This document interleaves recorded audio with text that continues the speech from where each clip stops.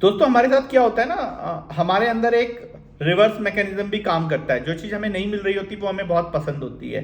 For example आपने देखा होगा आजकल, ये मैं 6 तारीख को ही वीडियो बना रहा हूँ दोस्तों, 6 अप्रैल को। तो आजकल जैसे हमारे साथ में क्या होता है कि जो हमारी अभी हमें आम शायद नहीं मिल रहे हैं, अच्छी तरह पके नहीं हैं, है ना, उस वक्त हम सब लोग को आम खाने का बहुत ज़्यादा मन करेगा।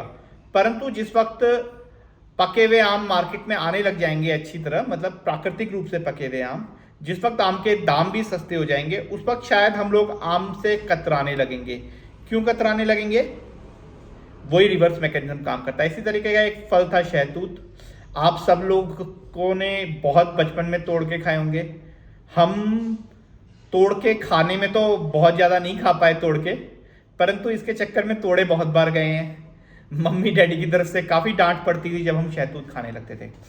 परंतु आज की डेट में आप हैरान हो जाएंगे जब आप देखेंगे कि वही शहतूत जो हम लोग बचपन में फ्री में मिल रहा था, या कोई तोड़ता नहीं था, कोई व्यवस्था नहीं थी उसको मार्केट से खरीदने की, आज की डेट में वो 250-300 रुपए किलो का मिल रहा है। आप ये जानकर हैरान हो जाएंगे कि ये शहतूत एक सुपर फूड है। ठंडा होने की वजह से ये पित्त को तो कंट्रोल करता ही है, परंतु वात और कफ को भी ये बढ़ाता नहीं है। आपके पाचन तंत्र में कोई भी समस्या है, आप बार बार खाना खाने के बाद में लैट्रिन को जाते हैं, वॉशरूम या मोशंस पास करने के लिए जाते हैं, आपको लेरिंजाइटिस हो रहा है, फेरेंजाइटिस हो रहा है, जो कि अगेन पित्त बढ़ने की वजह से गले में हो रहा है। इन सब चीजों में बेल तो काम आता ही है, परंतु ये शहतूत भी बहुत कारगर है। जितना आप खाएंगे उतना आपके लिए हेल्पफुल रहेगा। इसके अलावा शहतूत खाने से आपकी बॉडी में ब्लड फ्लो जो होता है वो बढ़ता है, क्योंकि आपके जो धमनियां होती हैं ये उनको रिलैक्स करता है। और ऐसा नहीं कि आप जो एलोपैथिक जो मतलब कुछ अलग अलग तरीके की जो दवाइयां आप खाते हैं जिससे आपकी धमनियां चौड़ी तो होती हैं, विस्फारित तो होती हैं, डायलेट तो होती हैं, परंतु उसके साथ में वो कमजोर हो जाती हैं। इससे वो कमजोर नहीं होती, बल्कि हृदय को बल मिलता है। इसके अलावा शहतूत खाने से आपका जो ब्लड प्रेशर है वो भी कंट्रोल होता है, क्योंकि जब मैंने आपको बता दिया कि शहतूत की वजह से आपका ब्लड सर्कुलेशन बढ़ेगा, तो ऑब्वियसली जब ब्लड वेसल्स जो हैं वो थोड़ी सी रिलैक्स होंगी तो आपका हार्ट को ज़्यादा प्रेशर नहीं देना पड़ेगा। नहीं देगा तो आपका ब्लड प्रेशर आराम से अपने आप ही कम होता है।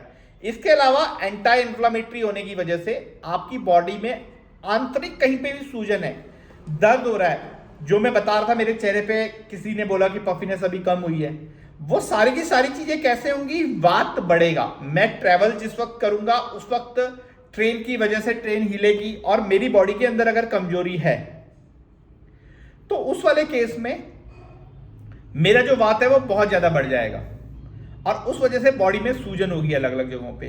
वो सूजन को कम करने में शहतूत जो है वो बहुत ज्यादा इंपॉर्टेंट रोल निभाता है। शहतूत ठंडा होने की वजह से हमारे पाचन के लिए रामबाण है, हमारे ब्लड वेसल्स को बहुत अच्छी तरह कंट्रोल करता है, हमारे डाइजेशन, इसके अलावा हमारे ब्लड प्रेशर को कंट्रोल करता है। और अदरवाइज भी अगर हम लोग इसके न्यूट्रिशन कंटेंट देखें तो वो बहुत ज़्यादा बेनिफिशियल होने की वजह से हमारी बॉडी के लिए एक बहुत इंपॉर्टेंट फल है।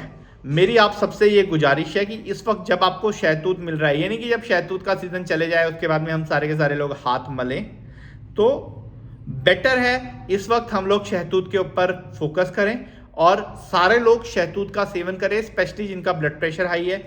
और हाँ, शहतूत की वजह से शुगर भी कम होता है, मीठा भी है, उसके बावजूद शुगर को कम करता है। तो इन सारी चीज़ों के ऊपर हम लोग ध्यान दें।